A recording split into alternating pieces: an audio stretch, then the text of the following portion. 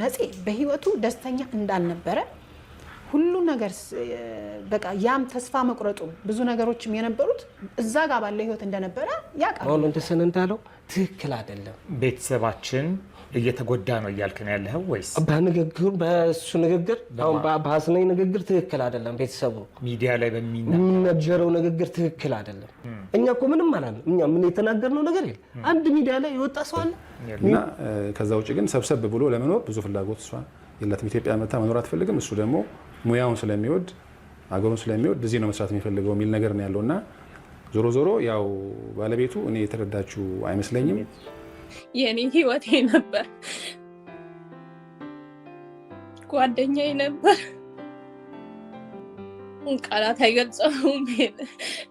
ጉድና ጅራት ከበስተኋላ ነው የሚለውን የሀገሬን ሰው አባባል እንግዲህ እርግጠኛነት የሚያረጋግጡ የተለያዩ ጉዳዮች አይተንም ሰምተንም በግላችንም ገጥመውንም ያውቃሉ። ዛሬ እንግዲህ ይህንን ሀሳብ እንዴት አነሳችሁት እንደምትሉን አንጠራጠርም። ይህንን አባባል ልናነሳበት የተገደድንበት ዋነኛው ምክንያት እንግዲህ የተወዳጁ አርቲስት ነጻነት ወርቅነህ ጉዳይ ነው። ሁላችንም እንደምናውቀው ነጻነት ወርቅነህ በዚሁ ዓመት ባለፈው ወር ጥቅምት 8 ህይወቱ ማለፉን እናውቃለን።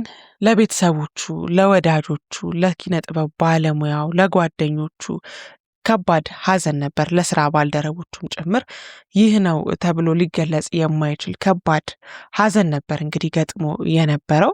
ግን እንግዲህ እግዚአብሔር ያጽናናል፣ እግዚአብሔር ማጽናናትን ይችላልና ሁሉም ሰው እንግዲህ ተጽናንቶ ህይወቱን እንደ ድሮ እንደቀጠለ ተመልክተናል። የነጻነት ህልፈት ጉዳይ እንግዲህ የተለያዩ አነጋጋሪ ጉዳዮችን ፈጥሮ ነበር። በተለይ ከሞቱ ከበሽታው ጋር ተያይዞ የተለያዩ ሀሳብ አስተያየቶች ሲሰጡ ነበረ። ህመሙ ምንድን ነው? እንዴትስ ነው የሞተው? የዛን ቀን ጤነኛ ነበረ ወይ?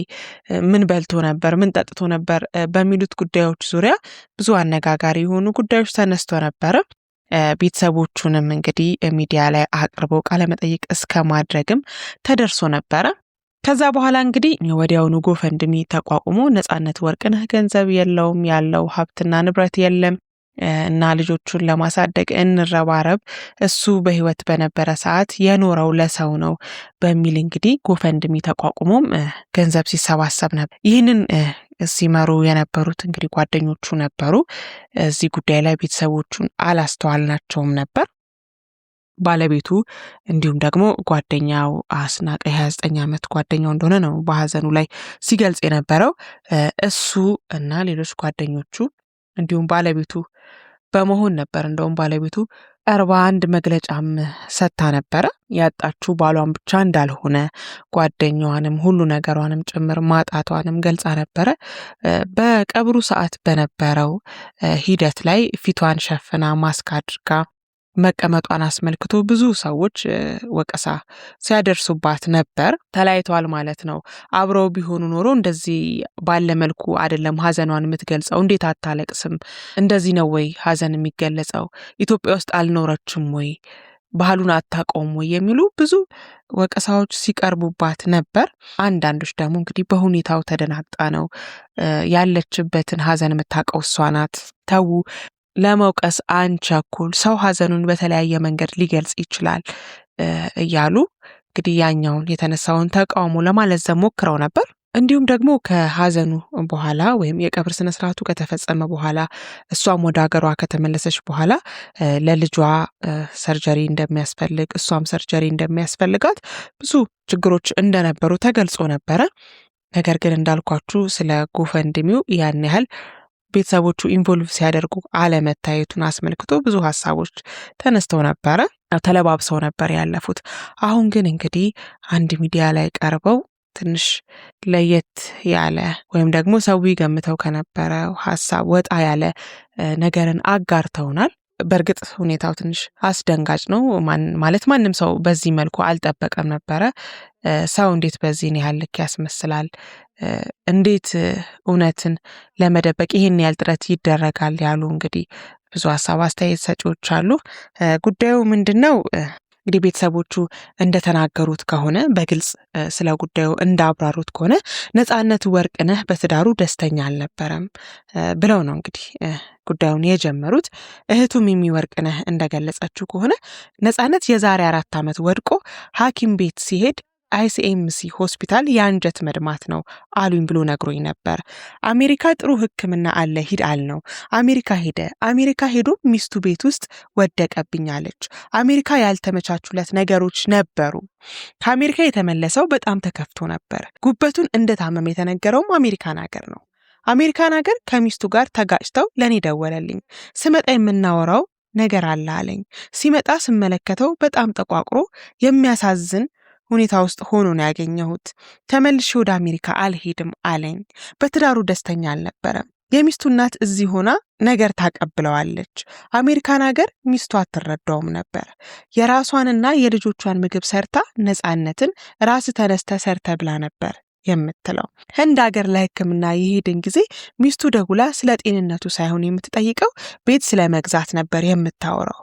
በየወሩ የሚልክልኝ $2000 አይበቃኝም አይጠቅመኝም ብላኛለች። አስናቀ የቀብሩ ዕለት ታገሰ ጋር ቀጠሮ ነበረን ሲል የሆነ የጀመሩት ፕሮጀክት ነበር የመሰለኝ። መጠጥ ቤት አልመሰለንም ነበር። በጣም ነው የሚያሳፍረው። አስናቀ ደውሎልኝ ነፂ መኪና ሲገዛ ሸሸኝ አለኝ።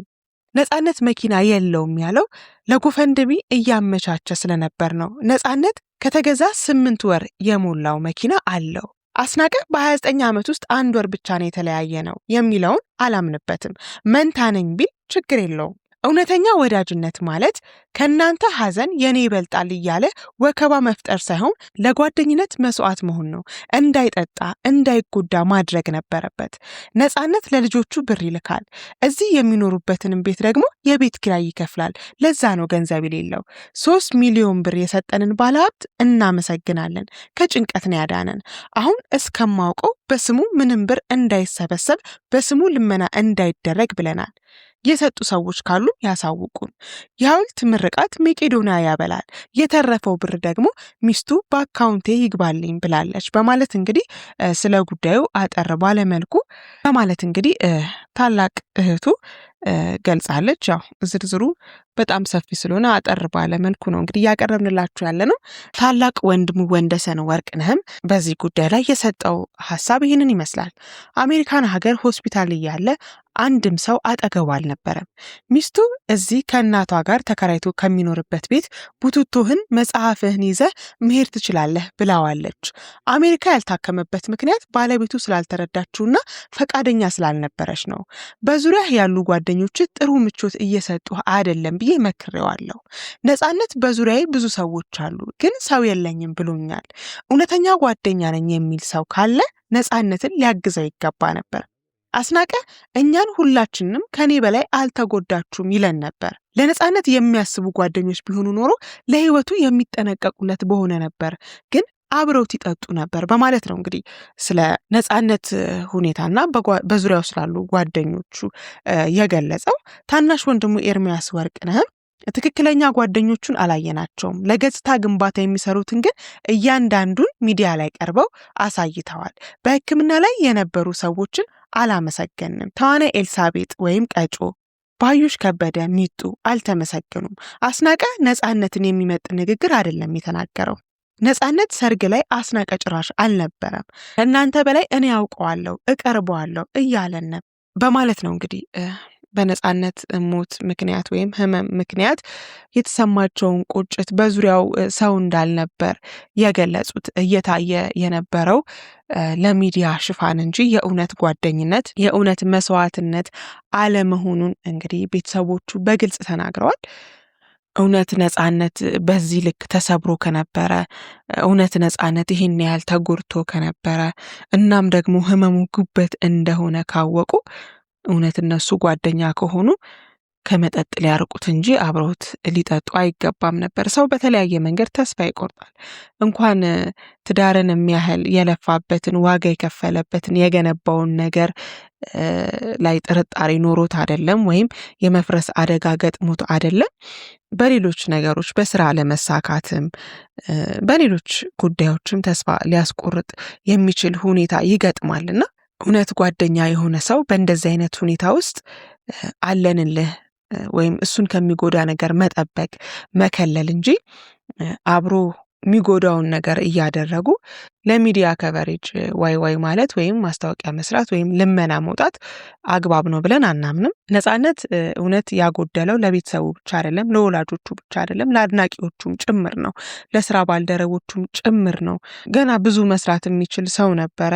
ስራ የሚጀምርበት ይሄ አቅሙን ማሳየት የሚችልበት አቅም ላይ ነበረ። ገና ሻይን የሚያደርግበትን እድሜ እየጀመረ የነበረ ሰው ነው። እንደ እውነቱ ባጭር ነው የተቀጨው ነፂ። ደስተኛ ሆኖ እውነት ይሄ የተባሉት ነገሮች ህይወቱ ላይ ሳይገጥሙት ሆኖ ቢሆን ያለፈው መልካም ነበር። ግን ደግሞ እግዚአብሔር አይሳሳትም፣ ምክንያት ይኖረዋል። ተስፋ መቁረጥ ቀላል ነገር አይደለም። መዳን የምንችልባቸውን ህመሞች በተለያዩ ጉዳዮች ተስፋ በመቁረጣችን ለህይወታችን ትርጉም በማጣታችን ምክንያት እድሜያችንን እናሳጥረዋለንና አንዳንዴ በዙሪያችን ያለው ሰው ማን ነው ብለን ማየት መመልከት፣ የጓደኝነትን ትርጉም ዋጋ ማወቅ መልካም ነው ለማለት እንወዳለን። ለቤተሰቦቹም እንግዲህ ፈጣሪ መጽናናትን እንዲያድላቸው እየተመኘን ለዛሬ ያዝነውን ዝግጅት ከወዲሁ አገባደድን። መልካም ጊዜ፣ ቸር ያሰማን።